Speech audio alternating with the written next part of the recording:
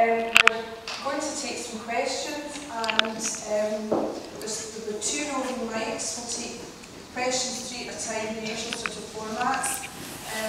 So we were happy to take hands in the air if anybody's thinking about asking a question.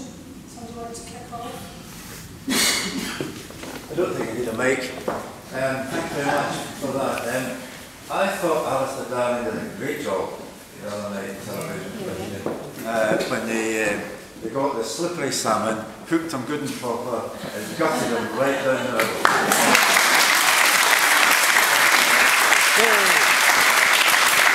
However, my concern is he might try and do the same to us. By getting our weakness as I see it, and the weakness I see it is this promise of additional powers that we're likely to get after the vote. Have you any indication, and I think that as the parties should do, try and give us and kill the salmon argument by trying to explain and enliven what we should be getting before the vote rather than after it? Have you any indications about that? No.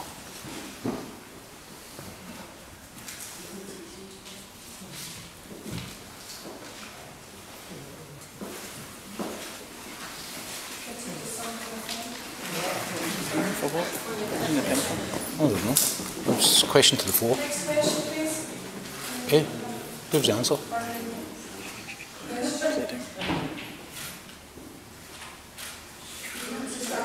I'll just answer that question. That'll be all right. Aye. Go ahead. I understand and recognise the question that you're asking. First of all, I suppose the first thing I would say is I didn't lightly say to, and stand with colleagues in other parties and say there would be more powers. I know that Ed Miliband, David Cameron and Nick Clegg did that either. And kind of the message from the Nationalists which said basically people tell lies to get past the vote. I think there's something in that which, you know, as you live your life, you judge your neighbour.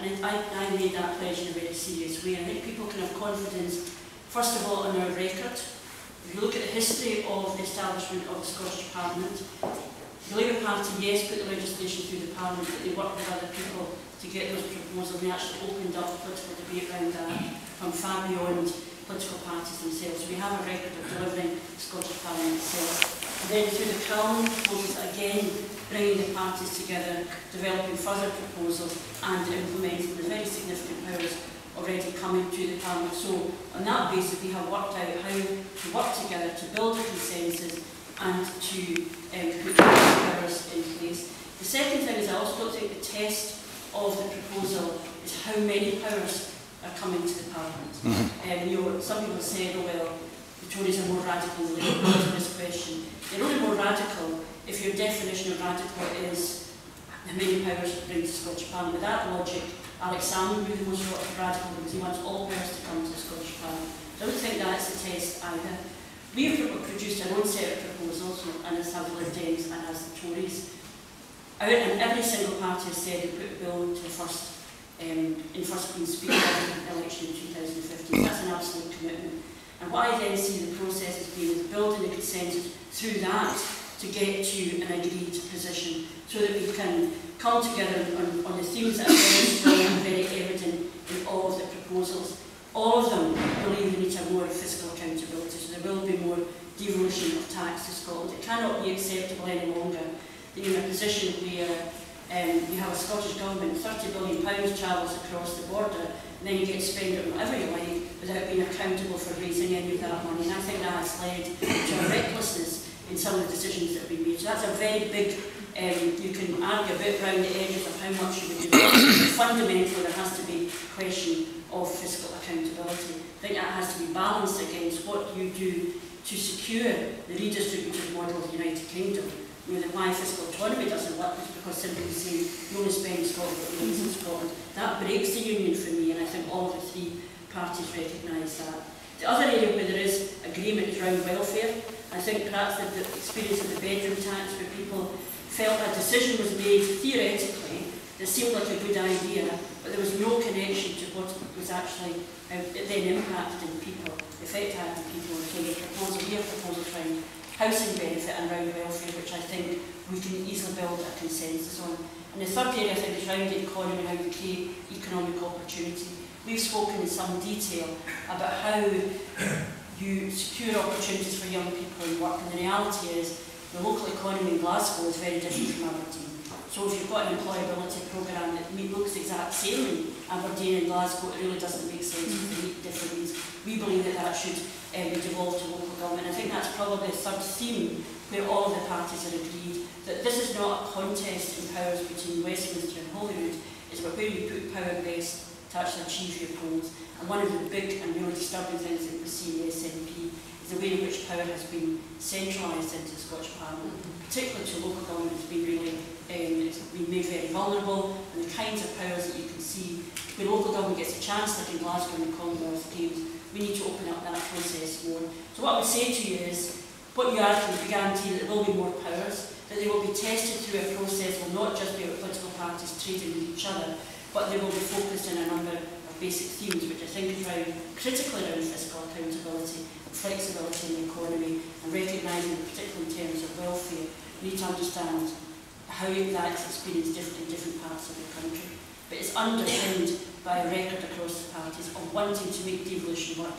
The only party that doesn't want devolution to work is the party that currently wants us to the United Kingdom. They've always seen frustrating for those in this room who have fought for the Scottish Parliament to see the benefits of it, to see it used only as a platform to say what they can do rather than what they can do. I think has been one of the frustrations of my political lifetime. I think that's something we need to get past. Get to a parliament which embraces the powers it's got and makes a difference to people, rather than spending the time with the deficit within the powers that they've got there. Thank you.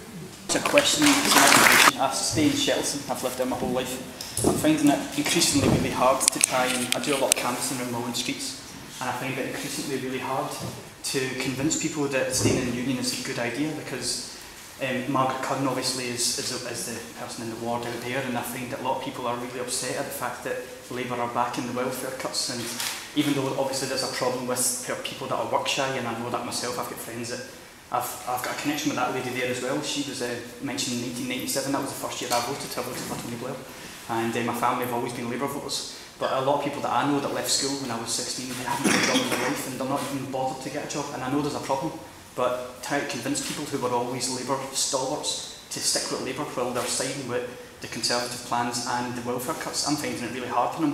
I get a lot of doors slammed in my face, and the Labour people that I used to know and respect are just turning away from me, and I seem like I'm on my own out there, apart from Margaret. The first thing I would say to you is that Labour is not signing up for the welfare cuts. That's just a feeling that I'm getting. Labour is not signing up for the welfare cuts, and this is a line that perhaps the SNP are punting. It's simply not true. And in fact, when the bedroom tax was revisited in Scotland, the Labour MPs, Labour MSPs were opposed to the bedroom tax. The SNP had an opportunity to do something about it. And famously, John Swinney did not put the money in his budget because he said he would not let Westminster off the hook. Because for John Swinney, the bedroom tax was an opportunity to argue for separation, not an opportunity to make a difference in people's lives. And people should look at that debate and all the other debates around the living wage, where the current Scottish Government has an opportunity to make a difference and they won't do it. I mean, so at one level it's almost like the immiserations that people might make them more likely to support the revolution is entirely unacceptable. We should remember, some of us with long memories, and fortunately memories not as long as mine, I do remember when the SNP thought the Tories were a price worth paying if the men were going to get independence when they went through the lobbies in 1979. But more recently in 2010, when they could have had a Scottish Labour Prime Minister and a Scottish Labour Chancellor, they told people in England to vote for Liberal Democrats. And we all know that worked out well. The reality is, the point I'm making is you have to look at the history of a movement and a party which basically says to everybody, what do you want? I'll give that to you. You can have something else, you can have that, whatever it is, you don't have to add up. If you're going to make choices and tough choices, you need to be honest with people. And I understand how difficult it can be in the context when people are saying that, you know, Labour and Tory, they're all the same, they're all exact same to each other. We should remember the SNP believed in independence when there was a Labour government. When the Labour government was creating the welfare state, when the Labour government was taking massive steps forward in equality, they did still believe in independence. But Actually, also, I think there's a debate we need to have around welfare, which is a much more honest debate. I taught in the 80s, when young people said to me, "Miss, what's the point? There are no jobs to go to." We had huge amounts of money being spent on welfare, massive amounts of money being spent on welfare. It would have been better seeing that money being spent creating jobs and economic opportunities for people. And so I think there is a challenge around welfare. I think we have to make sure that people are protected and safe. I hate the idea of being divided into workers and shirkers. But I also think the biggest job of government is to create economic opportunities to jobs for people, which is why if you want to create the opportunities you're talking about, the people you're meeting, the idea that you would cut college places by 130,000 places at a time for people desperately work and training doesn't make no sense whatsoever. We know it's difficult because those of us who want not to be dishonest with people who are vulnerable, we suffer from the fact we want to tell people the truth, but we can give people hope. It doesn't need to be like this. But we don't help people by pretending there's a false dawn across the ocean where even if it's political bend to the will of Alex Salmons, it's possible to cut tax and have higher spending at the same time. We know that's not true. And it's a point of trying to make money speak. That's a more dishonest thing to say to somebody who's vulnerable and needs hope than it is to somebody for whom it's only something theoretical and academic.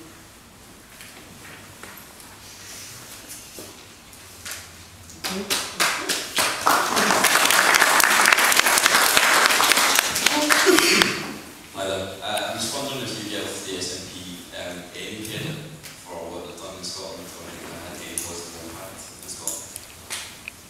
Well, you know, it's an interesting thing. I think one thing they have done is actually asked us, why do you want to stay in the United Kingdom? Why do you want to stay in the United Kingdom?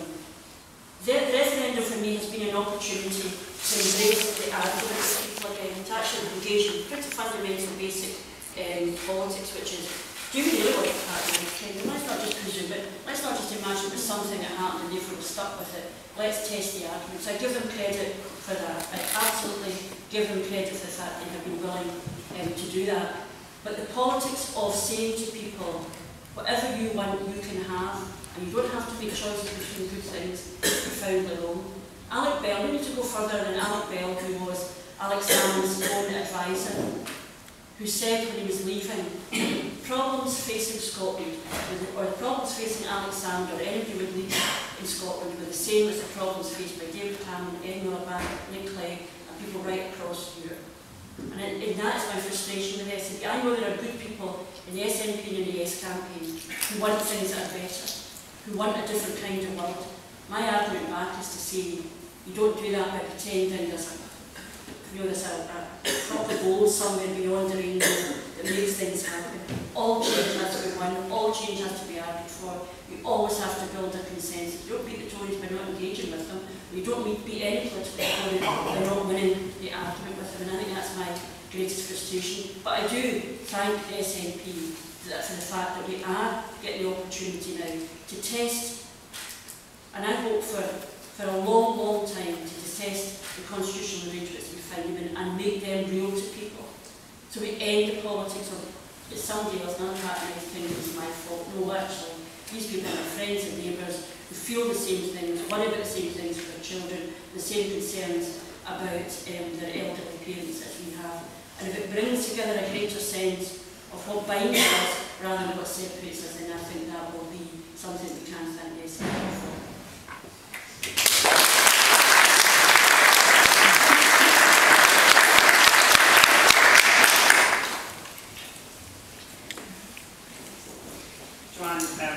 Some of us were campaigning this morning, and we're still coming up against people who are still undecided even after the debate. What would you recommend we should be saying to these undecided voters out there this close to the referendum now? I think, and I commend you for being out campaigning this morning. I hope you didn't get too wet. And actually, I would make the point that one of the other things that's happened during this referendum campaign is that people are out campaigning, and people on the doorsteps want to talk to and engage in an argument. And it's a wonderful thing that politics have gone beyond that. The mechanics of campaigning, you just want to identify young people and move on. I think there's something very happening in that. I think young people are much more engaged than perhaps we imagined they would be in some of the real kind of the depth of this debate, and I think that that's to be welcome. Although it's a binary argument between yes and no, actually it's bringing in a much broader sense of what politics might be about. I suppose when I meet an undecided voter, I ask them, first of all, why? What is it about the United Kingdom so bad that we need to leave it, we need to disrupt it, that we need to break down and separate off and then rebuild and reconstruct the very things that are actually working just now? The white paper itself lists a whole series of things that they want to remain the same. They want basically the welfare system to stay the same, bank regulation, the energy markets, free trade, the monarchy, the currency, the kind of little bit, the DVLA, I think they've all got to stay the same. What is it that's so bad being part of the rest of the United Kingdom that we need to break it up only to reconstruct these things at huge cost? And I think that's a question I would put back to people. I think people are testing these arguments, and then to say to them, if the experts, if you don't want to listen to me, listen to what independent experts are saying. If there's £6 billion of cuts to be made, what does that mean for your family? What does that mean for the future? And I would also say, I think the last question is this something, is your current situation so bad you're going to make a decision that's irreversible? There is no going back. If we get rid of intervention government, if we change the constitution, there will be no going back. We'll be moving to a time when England, who is our trading partners and friends and neighbours, and it's, it can be a challenging relationship at times, becomes our competitors. Why would you do that? If all the experts are saying that puts at risk our jobs, our mortgages, our pensions. And I think actually that notion of friendship and neighbourhood, which strengthens the United Kingdom.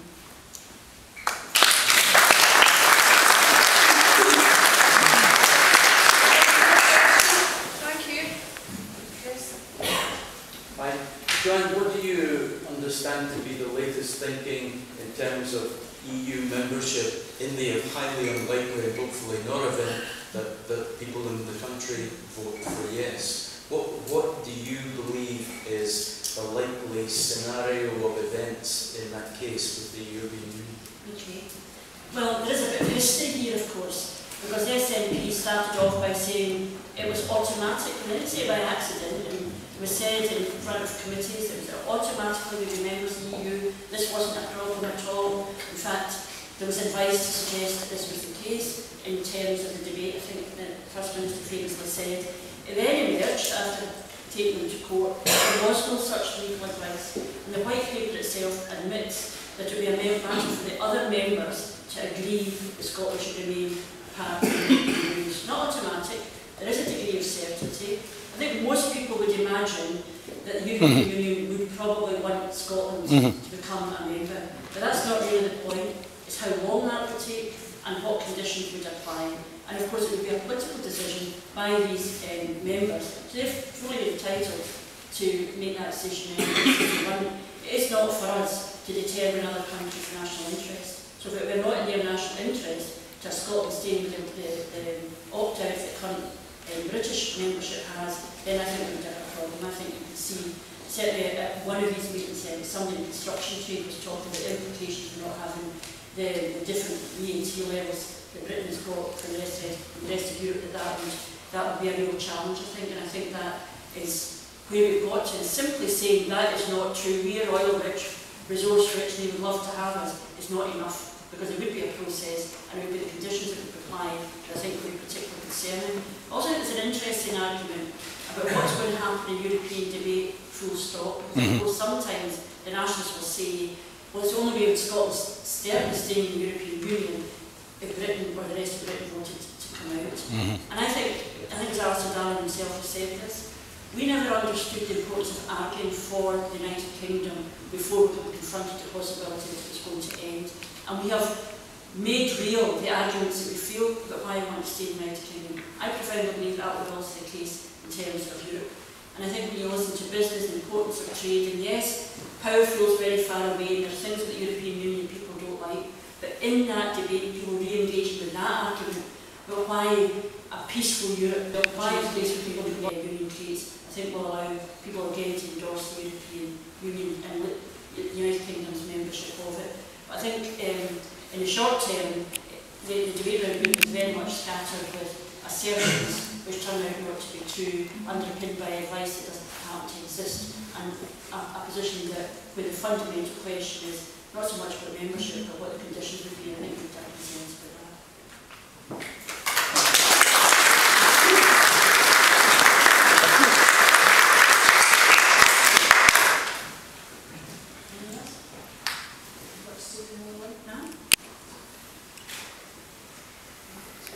I'm slightly perplexed, not by anything you've said, but by this notion of the currency, if we keep the currency with the rest of the UK, which, well, that's what the nationalists want, and they might be right, and it might be in the best interest. But how on earth would that make Scotland independent? We would not be. It surely blows a hole in the argument completely.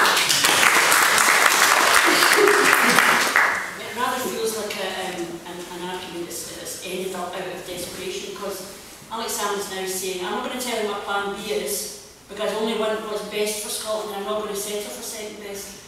But currency union outside the United Kingdom is worse than currency union inside the United Kingdom, because if you're inside the United Kingdom, you can influence the policy of the Treasury. You can't do that. We're going to have taxation without representation at all. I think that is a profound problem. But secondly, this idea that we can keep it if we want, you can't stop us, well, no, we can't. However, ask anybody in the financial services banks what the consequence of not having a central bank and a bank of last resort, and they will tell you they will have to move. And these are serious people. These are people who are not given to make it rush into judgment, and I think it's a major problem. But it now seems that we're arguing for sterlingisation or dollarisation, which I think makes us very, very vulnerable. The Scottish economy becomes very, very vulnerable. But that was the last point I'm making in the currency thing is, well, two things. First of all, the idea that the reason we need to leave the United Kingdom is because these people have been stealing the eyes out of our heads for the last 300 years. They've been denying us our rights, and it's only if we make a huge fuss and jump up and down and maybe throw us and if we vote no, they only want us to vote no so they can really, really, really punish us, which seems to be the mindset they have. Just wait till you vote no and they'll really come after you then.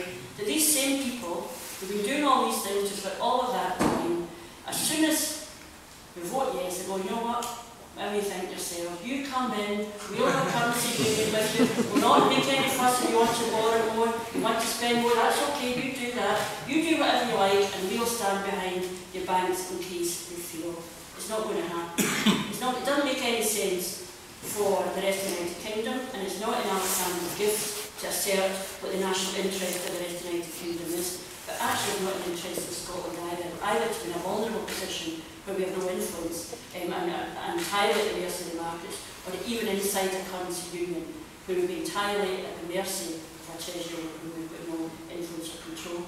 And actually, I think why things went really badly wrong Tuesday night for the First Minister, not just because everyone said he was going to stop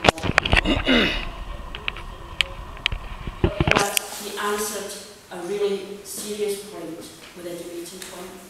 He talked about aliens when Alistair Darling was talking about the pounds in their pockets and mortgages and pensions, and you couldn't have seen a bigger gap. Who was taking it seriously? Who was testing the arguments? And for whom is it something to be got through? It's a game, because that's not the prize. The prize is something that's believed in for the last 40 years, which is that Scotland must somehow stay separate from the rest of the United Kingdom, no matter what the consequences are for other people. And I think that's probably the most serious charge that's laid at the stroke. I